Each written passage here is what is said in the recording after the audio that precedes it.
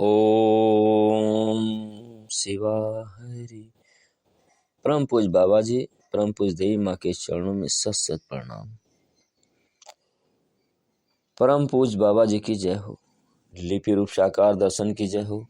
विराट रूप दर्शन की जय हो। ओम रूप दर्शन की जय हो। श्री के चेतना अवतार परम पूज देवी माँ की जय हो। देव की नंदन भगवान श्री कृष्ण की जय हो। सभी देवताओं की जय हो। परम पूज बाबा जी, परम पूज देवी माँ की जय हो। अगर इस जीवन की शक्ति को देखना चाहते हो तो बहने दो इसे स्वच्छंद गति से। अपनी दिशा की ओर मत बांधो इस पर चिंता का बांध।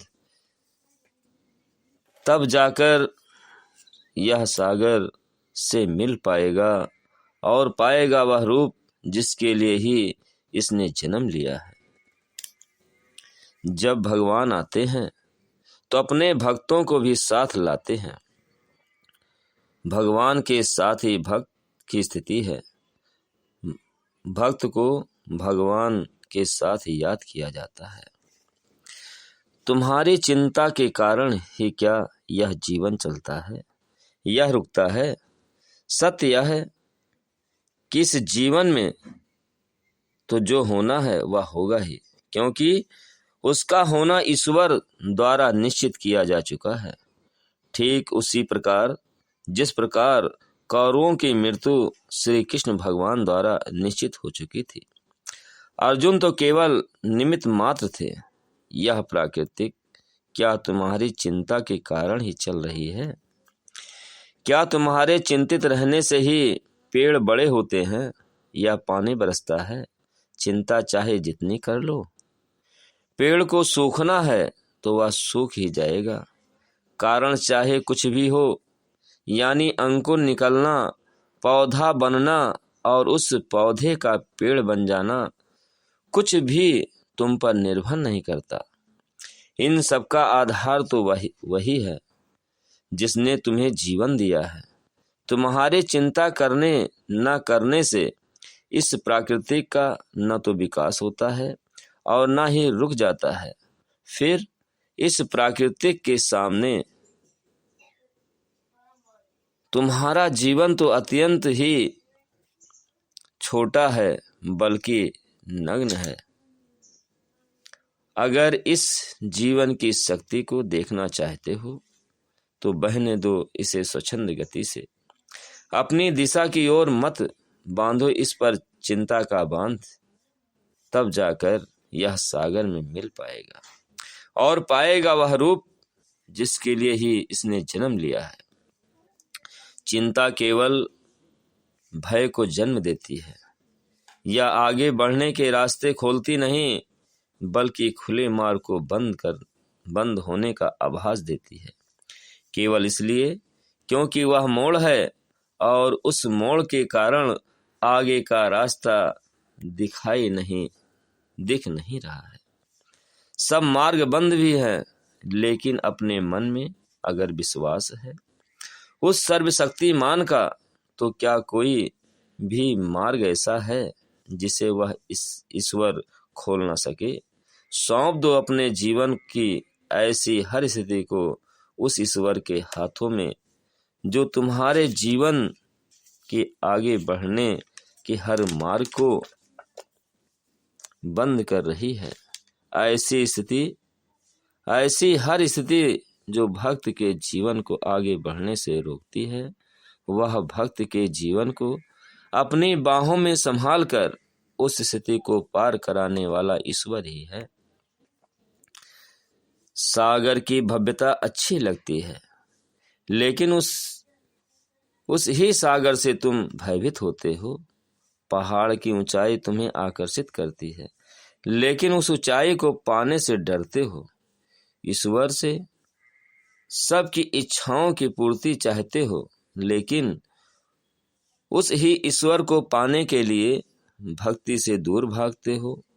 संसार के आकर्षण भी अगर चाहते हो तो अगर संसार के व्यक्तियों से डरते हो, तो ऐसी स्थिति में जब भय तुम्हारे जीवन के साथ साथ चल रहा है तो हर स्थिति से भयभीत तो होगे ही, जब हर स्थिति ही भय देने वाली होगी, तब यह जीवन ईश्वर के आशीर्वाद के रूप में कहाँ रह जाएगा।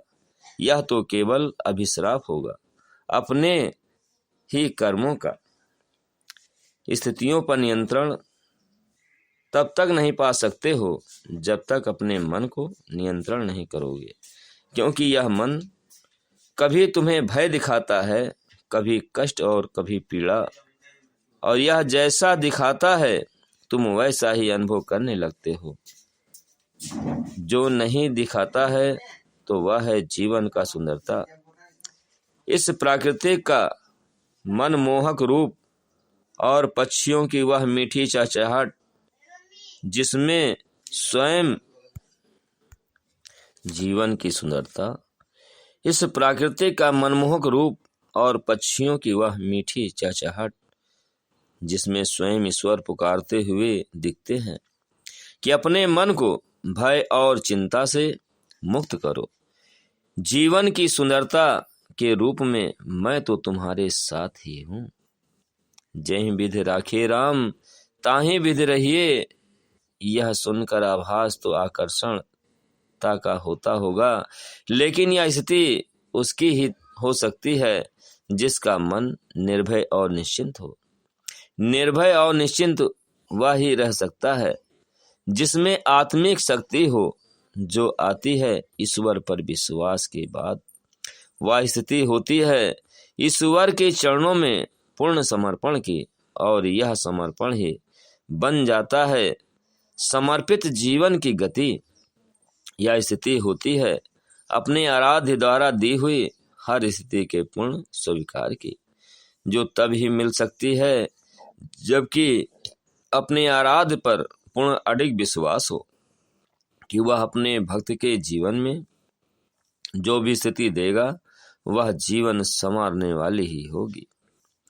जो इस स्थिति में रहता है वह जीवन की केवल सुंदरता देखता है और आने वाली जीवन की हर प्रतिकूलता में अनुकूलता की प्रतीक्षा करता है। झरने का पानी जितनी ऊंचाई से गिरता है वह उतना ही सुंदर रूप ग्रहण करता है। भक्त के जीवन की हर प्रतिकूलता जीवन को और सुंदर रूप देने वाली होती है। ओम शिवा हरि। पांडव परित्राण अध्याय 16। युद्ध समाप्त हो जाने पर भी पांडवों की रक्षा का कार्य अभी समाप्त नहीं हुआ था। सच तो यह है कि शरणागत की रक्षा का कार्य श्री कृष्ण का क्या कभी समाप्त होता है।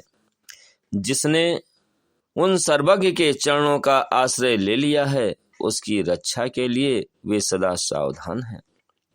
राज की राजधानी तो हस्तिनापुर ही थी, किंतु नगर प्रवेश से पूर्व आवश्यक था कि गंधारी की ओर से आश्वस्त हो जाए। श्री कृष्ण ने दारुक को बुलाकर रथ तैयार कराया। वे रात्रि के प्रारंभ में ही हस्तिनापुर पहुंचे। धृतराष्ट्र को सूचना देकर महल में पहुंचे भगवान व्यास उस समय वहीं थे। श्री कृष्ण ने धृतराष्ट्र, व्यास जी तथा गंधारी के चरणों में प्रणाम किया। धृतराष्ट्र का हाथ पकड़कर वे दयामय फूट कर देर तक रोते रहे। व्यास जी ने ही उन्हें आश्वासन दिया। वे धृतराष्ट्र से बोले, काल ने जो कुछ किया आपसे अविदित नहीं है। पांडु पुत्र तो सदा से आपकी आज्ञा मानते रहे हैं। उन्होंने बहुत प्रयत्न किया इस कुल को विनाश से बचाने का। महाराज, पांडवों का कोई अपराध नहीं है। वे धर्म या न्याय से गिरे नहीं हैं। उनके प्रति मन में कोई दुर्भाव हो भी तो भी उसे दूर कर दीजिए। उनके ही हाथों अब आप दोनों को पिंडदान प्राप्त होने वाला है। उन्हीं से आपको पुत्र की सेवा मिलेगी और उन्हीं से वंश चलेगा। देवी गंधारी से कृष्ण बोले, देवी आज संसार में तुम्हारे समान तपस्विनी स्त्री दूसरी नहीं है। तुमने दोनों का हित करने वाले वचन ही कहे थे, किंतु दुर्भाग्य की प्रेरणा से दुर्योधन ने उसे नहीं माना। तुमने ही उनसे कहा था, मूर्ख, जिधर धर्म होता है विजय उसी पक्ष की होती है। तुम्हारी बात असत्य नहीं हो सकती थी, अतः मन में शोक मत करो। पांडवों के प्रति कोई दुर्भावना मन में मत लाना। गंधारी के मन में भी कम क्रोध नहीं था पांडवों के प्रति, किंतु भगवान व्यास ने उन्हें समझाया। गंधारी क्रोध के कारण लंबी सांस ले रही थी।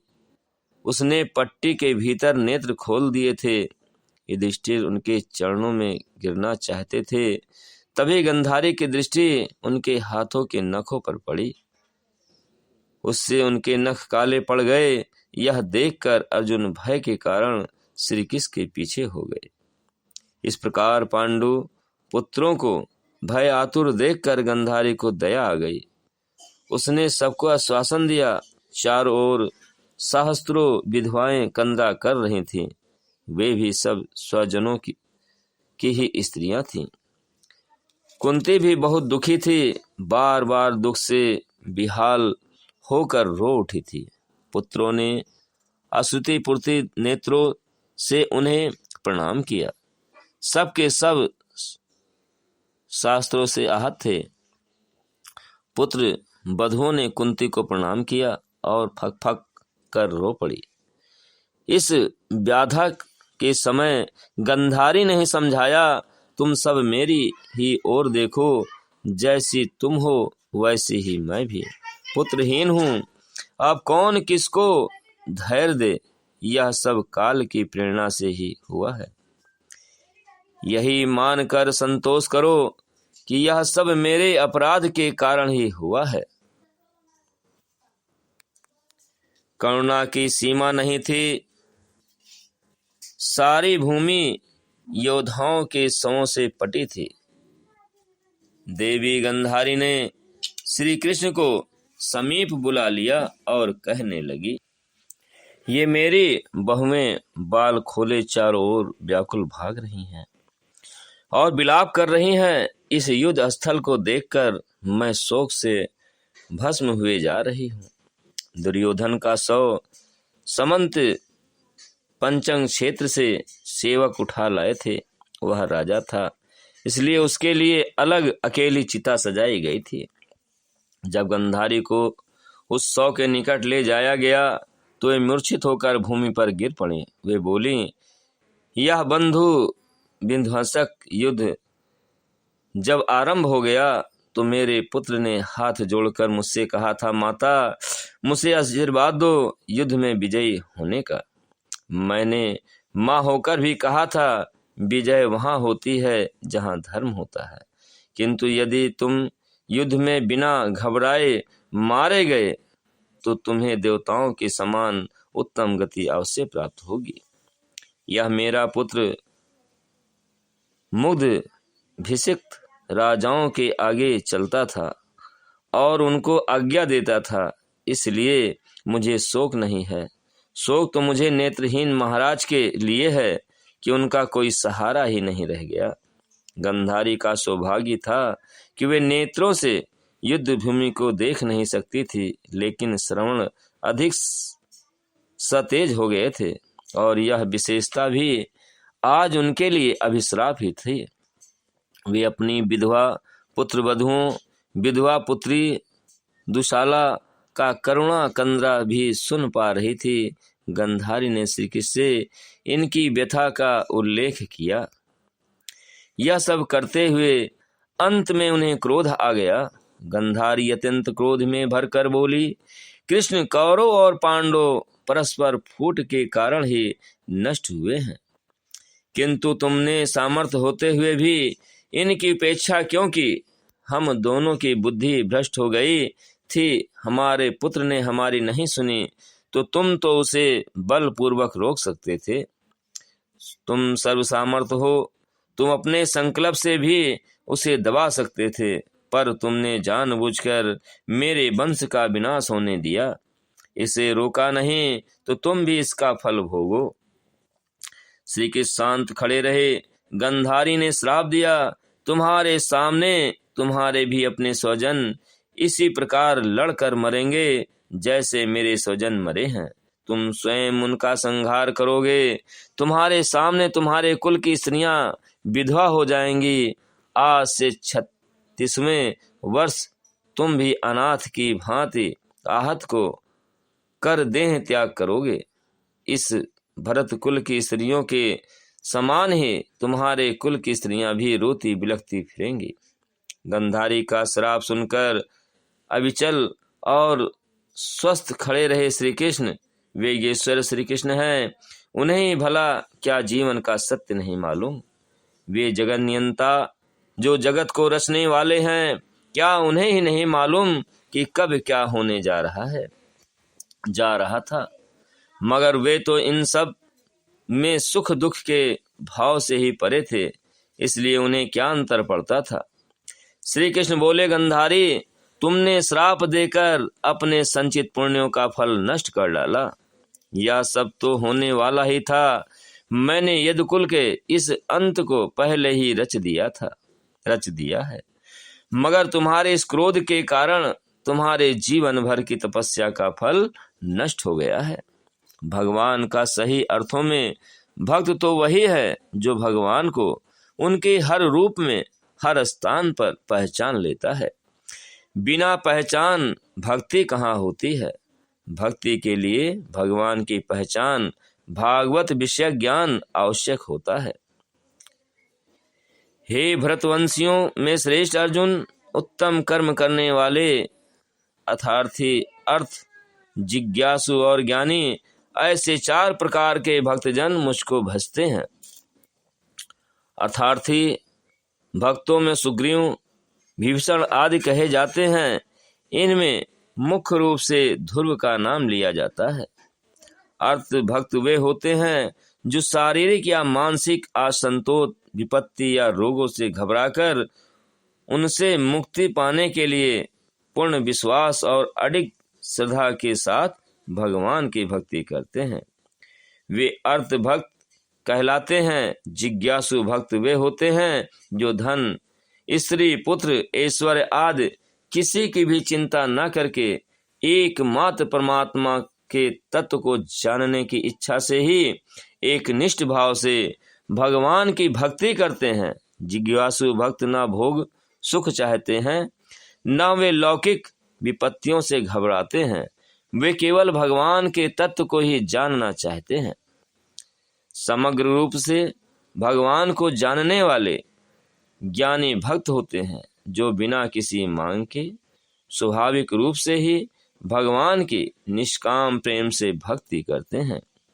भगवान कृष्ण ने भक्त के लिए कहा है कि सर्वधर्मं परित्याज्य मम एकम शरणं व्रज। सब धर्मों को त्याग कर मुझ एक की शरण में आ जाओ। यह भी हम स्थान स्थान पर देखते ही हैं कि जिसने अपने आप को उन्हें समर्पित कर दिया, उसे अपनी चिंता नहीं करनी पड़ती। जहाँ सर्वशक्तिमान जगत नियंता स्वयं रक्षा कर रहे हैं, वहाँ कुछ भी चिंता करने के लिए नहीं बचता है। ओम शिवाय। अध्याय 17। साचिंतित श्री कृष्ण। अभिमन्यु के मारे जाने का समाचार शिविर में पहुंचा। महासी सुभद्रा, द्रौपदी, उत्तरा आदि स्त्रियां रोती हुई पांडव शिविर में आ गई। उन्होंने श्री कृष्ण से कहा, आप अपनी बहन सुभद्रा और बधू उत्तरा को समझाइए। सुभद्रा ने जीवन में पहली बार दुख देखा था। उन्होंने सदा विपरीत परिस्थितियों को भी अपने भाई का मंगल विधान ही माना था, किंतु आज उसका मातृत्व उन्हें शोकाकुल कर रहा था। उत्तरा ने सुनते ही सहमरण का निश्चय कर लिया था, किंतु भगवान व्यास वहां आ पहुंचे और उन्होंने द्रौपदी को बुलाकर कह दिया, उत्तरा गर्भवती है। उसके गर्भ में जो अभिमन्यु का अंश है, वही कुरु वंश का बीज बनेगा। उसे समझाओ। उत्तरा का सती होने का आवेश सुनते ही सबका धैर्य समाप्त हो गया और अब उसे कोई कैसे समझाए। श्री कृष्ण सर्व सामर्थ्य हैं। वे जहाँ कुसुम से कोमल हैं वहीं वज्र से भी कठोर हैं। उन्हें किसी का मरण शोक स्पर्श नहीं करता। उनका संकल्प जहाँ असंख्य ब्रह्मांडों का सृजन करता है वहीं वह संहार का महातांडव भी करता है। सुभद्रा देखते ही भाई के चरणों पर गिरकर फूट पड़ी, भैया तुम्हारे रहते यह क्या हो गया। श्री कृष्ण रोए नहीं, स्वास्थ्य स्वर में बोले, बहन तुम भी इतनी व्याकुल होती हो, तुम वीर जननी हो, जानती हो कि अमर कोई नहीं होता। अभिमन्यु वृद्ध होकर रोग सैया पर अगर मरता तो क्या कोई लाभ था। वह क्षत्रिय था और क्षत्रिय के लिए परम अभिष्ट गति यही थी। श्री कृष्ण सामने हूँ, फिर किसका शोक कितनी देर टिकेगा। सुभद्रा ने नेत्र पोंछ लिए, भैया तुम्हारी इच्छा पूर्ण हो, सबका श्रेय तुम्हारे हाथों में सुरक्षित है। तुम वही करते हो जिससे तुम्हारे चरण आश्रितों का हित हो। मैं भूल गई थी कि अभिमन्यु मेरा था, वह तो तुम्हारा ही था, तुम्हारा स्नेह भजन था। तुमने जिसमें हित समझा वही उचित था। श्री कृष्ण ने द्रौपदी से कहा, कृष्णे तुम इन सबको वापस लौटाओ। अर्जुन की प्रतिज्ञा तुम सुन ही चुकी हो, कल क्या होगा कौन कह सकता है। अभिमन्यु की उत्तर क्रिया को कल अर्जुन की प्रतिज्ञा पूरी होने पर ही होगी। द्रौपदी ने कहा, कल के संबंध में मुझे कोई चिंता नहीं है। गांडीव धारण करने वाले के रथ की रशिम तुम्हारे हाथों में रहती है, इसलिए वे जो चाहें प्रतिज्ञा करें। आपने आपको स्वतंत्र मानकर भले ही भूल करें, मगर तुम तो उन्हें सुधारने में समर्थ हो। द्रौपदी सब स्त्रियों को लेकर शिविर में चली गई, मगर अभी श्री कृष्ण की चिंता इतनी ही तो नहीं थी कि वे वहां से अर्जुन के शिविर के सैन्य कक्ष में पहुंचे। वहां पहुंचकर अपने हाथों से वेदी पर कुशों की सैया बिछाई। अर्जुन ने अचमन करने को कहा। अचमन करके अर्जुन जब बैठ गए तब श्री कृष्ण के आदेश से सेवकों ने सामग्री एकत्रित की और वहां भगवान शंकर का विधि पूजन हुआ। पूजन संपन्न करके अर्जुन ने श्री कृष्ण को प्रसाद स्वरूप चंदन माला आदि से अलंकृत किया और पूजन में प्रयुक्त समस्त उपहार और पूजन के फल श्री कृष्ण को अर्पित किए। अर्जुन ने कहा,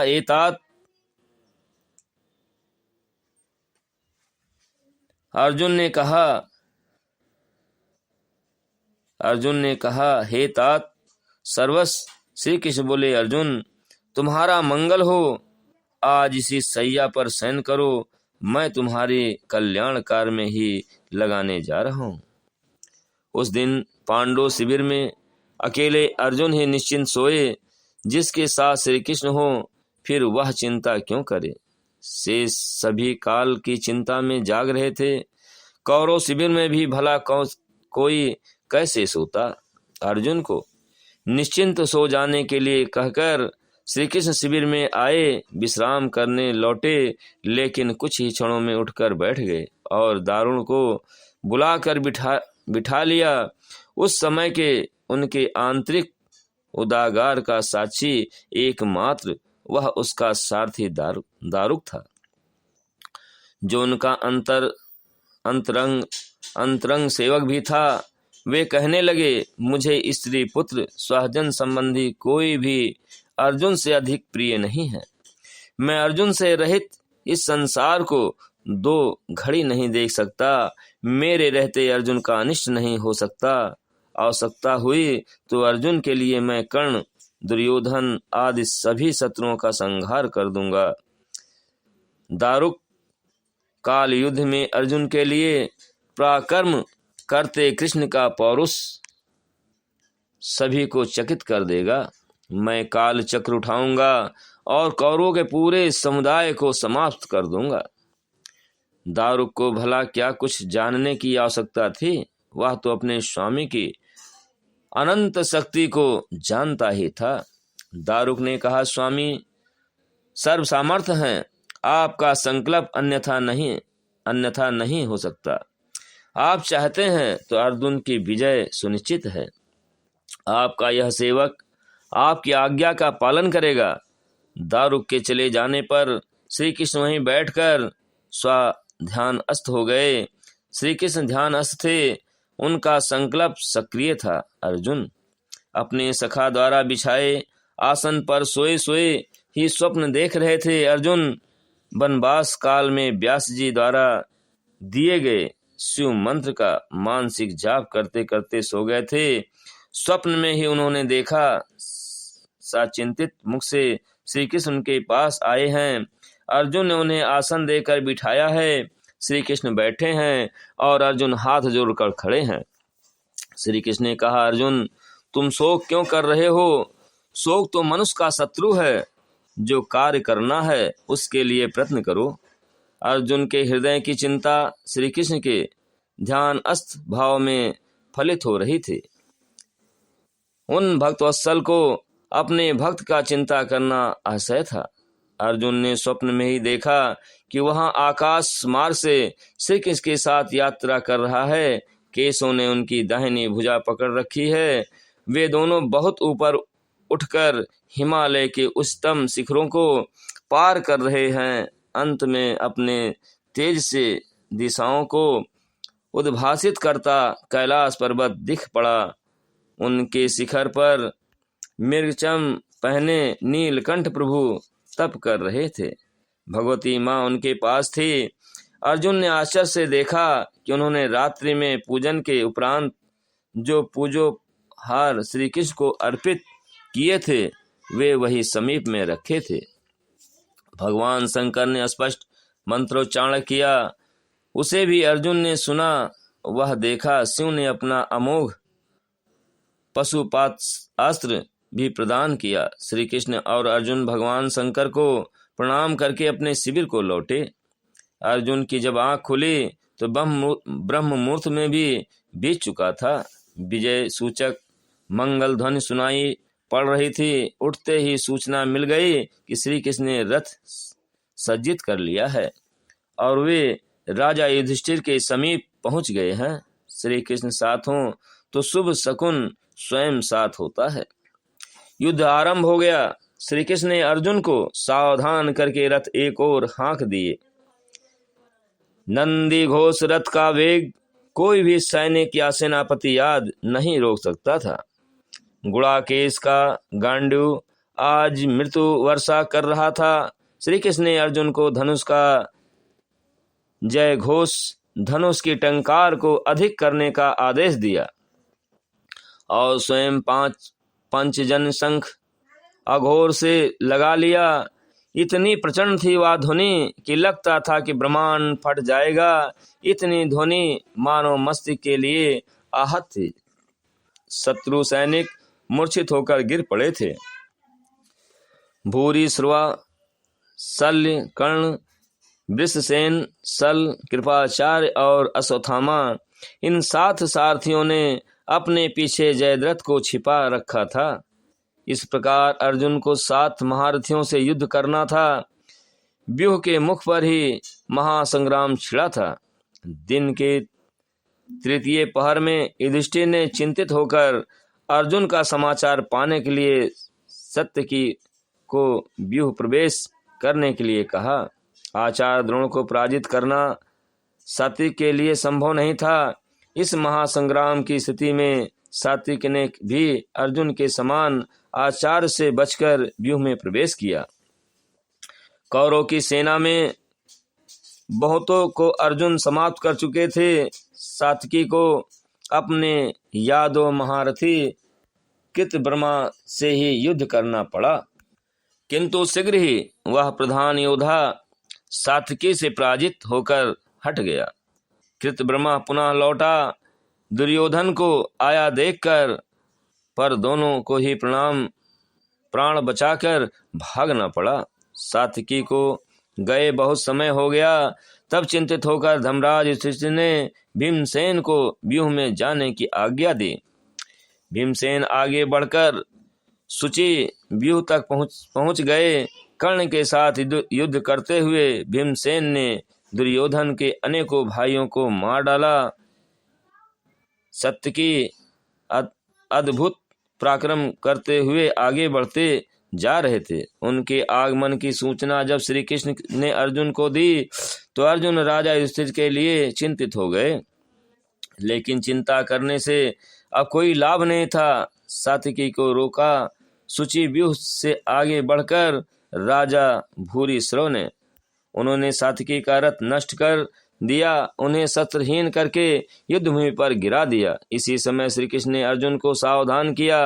अर्जुन ने बाण मारकर भूरिश्रव को वह अस्त्र उठाने वाली भुजा उसके द्वारा वह सात्विकी का सिर कटने के लिए तत्पर था काट दी।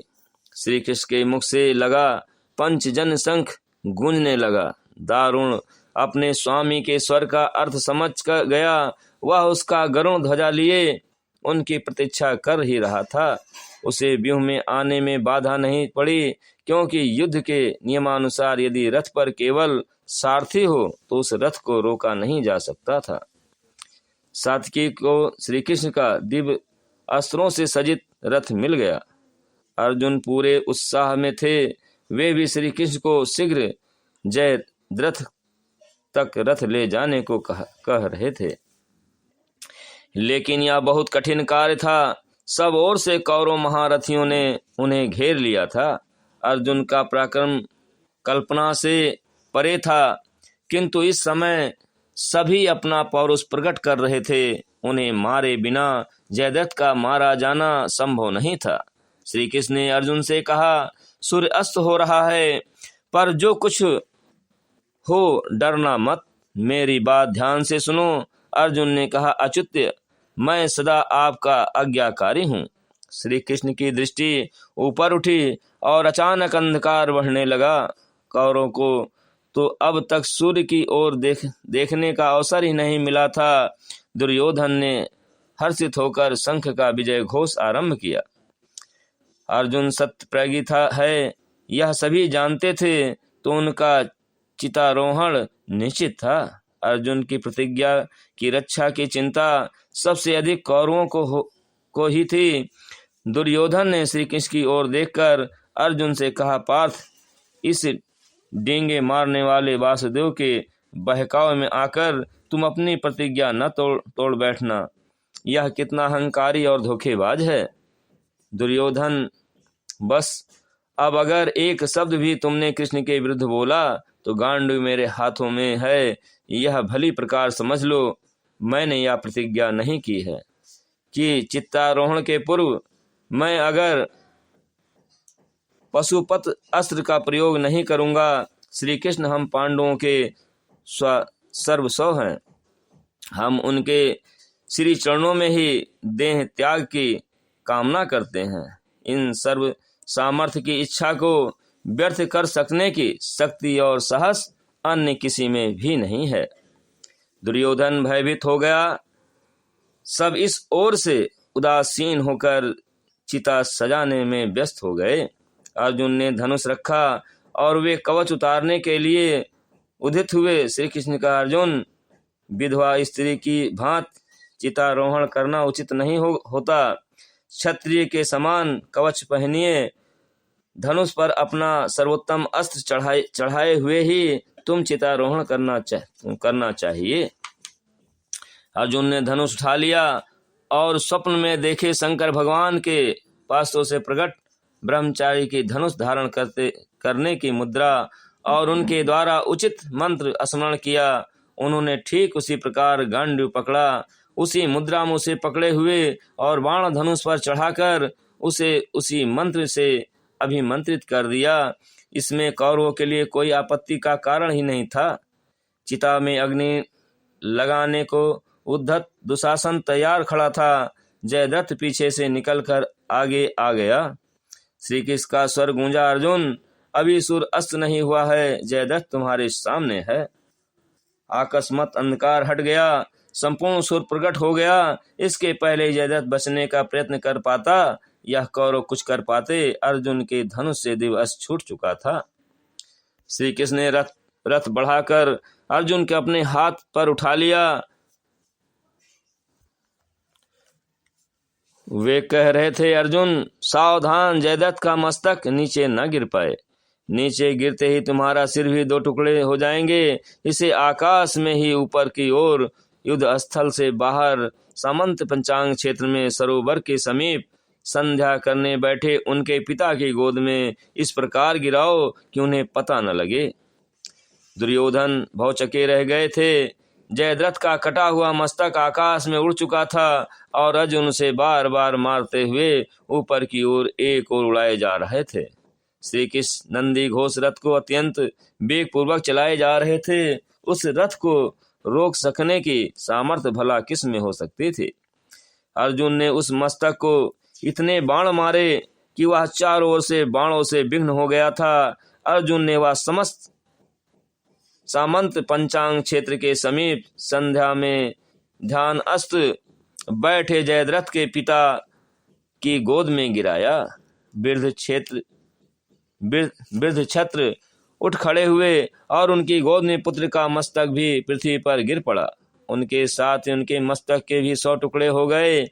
श्री कृष्ण के मुख से लगा उनका शंख गूंजने लगा, विजय की सूचना देने के लिए। रथ लेकर श्री कृष्ण राजा युधिष्ठिर के पास पहुंचे और रथ से कूद कर नीचे उतरते हुए हर्ष से बोले, महाराज का यश सूर्य पूर्णतः प्रकाशित है। आपका शत्रु मारा गया। अर्जुन की प्रतिज्ञा पूरी हो गई। युधिष्ठिर के नेत्र भर आए। कुछ क्षण शोक से बेहाल वो कुछ बोल नहीं सके। फिर संभल कर वे बोले, आपके मुख से यह समाचार सुनकर मेरे हर्ष का पार नहीं है। आप जिसके आश्रय हैं वह प्रजापति कहाँ होगा। हम तो आपके ही आश्रित हैं। आपके ही भरोसे हम युद्ध में उतरने का साहस कर सके। अर्जुन ने कहा, केशव आश्चर्य की तो कोई बात ही नहीं है। मैं इससे भी अधिक पराक्रम प्रकट कर सकता हूँ। यदि आप जैसा सहायक संरक्षक हो। कठपुतली का पौरुष तो उसके संचालन की शक्ति है। श्री कृष्ण ने अर्जुन के अस्त्र यज्ञ, बाहुबल, स्थिरता, धैर्य, पराक्रम, कौशल, स्फूर्ति और बुद्धि वैभव का एक चरण के समान वर्णन किया। युधिष्ठिर ने भाई को हृदय से लगा लिया। ओम शिवाय। प्रभु की प्रार्थना। परम पूज्य बाबा जी हमें बल दें, बुद्धि दें, ज्ञान दें, प्राणों को पावित करें, आत्मा को ज्ञान दें। हमारी आस्था अंधी हो, विश्वास दृढ़ हो। वाणी का आधार लेकर जीवन में हमेशा आपके प्रति अपने कर्तव्य एवं धर्म के अनुसार सदैव आगे बढ़ते रहें। कभी थके नहीं, हारे नहीं, संघर्षों से भागे नहीं। हमारी मन की वृत्तियां आपके सी चरणों में समर्पित हो। हमारा जीवन आपके सी चरणों में अर्पित हो। आस्थाहीन को आस्था दें, रोगी को निरोग करें, विश्व का कल्याण हो। परम पूज्य देवी माँ। ओम शिवाय। आरती। जय हो हे भगवान तुम्हारी, वाणी के वरदान तुम्हारी। सर्वशक्तिमय नित्य चिरंतन, तुम आनंद रूप हो भगवन। घिरा वीरतियों से जग का मन, करो इसे पावन शुभ निर्मल। मात्र यही कामना हमारी, जय हो हे भगवान तुम्हारी। वाणी के वरदान तुम्हारी, भरी अधर्म अनास्था जग में, स्वार्थों के कांटे पग पग में। मन भूला छल की जगमग में, तुमने राह दिखाई पावन। परहित की भावना संवारी, जय हो हे भगवान तुम्हारी। वाणी के वरदान तुम्हारी। आत्मा थी सोई यह कब से, तुम थे दूर छद्म वैभव से। टूट टूट कर जीवन तर से, वाणी का अवलंब मिला तो सफल हुई साधना हमारी। जय हो हे भगवान तुम्हारी। वाणी के वरदान तुम्हारी। आस्था का वरदान दिया है, अपना सारा ज्ञान दिया है। दृढ़ विश्वास महान दिया है, पाकर तुम्हें और क्या पाना। जय हो नित्य दुत मान तुम्हारी, जय हो हे भगवान तुम्हारी। वाणी के वरदान तुम्हारी। सर्वशक्तिमय लिपि वाणी की, अतिशय करुणा कल्याणी की। जय हो युग के वरदानी की। हो स्वीकार चरण में भगवन, यह प्रणाम आरती हमारी। जय हो हे भगवान तुम्हारी। वाणी के वरदान तुम्हारी। ओम शिवा हरि। परम पूज बाबा जी की जय हो। लिपि रूप साकार दर्शन की जय हो। विराट रूप दर्शन की जय हो। ओम रूप दर्शन की जय हो। श्री की चेतना अवतार परम पूज्य देवी माँ की जय हो। देव की नंदन भगवान श्री कृष्ण की जय हो। पूज्य हनुमान जी की जय हो। सभी देवताओं की जय हो। ओम शिवा हरि।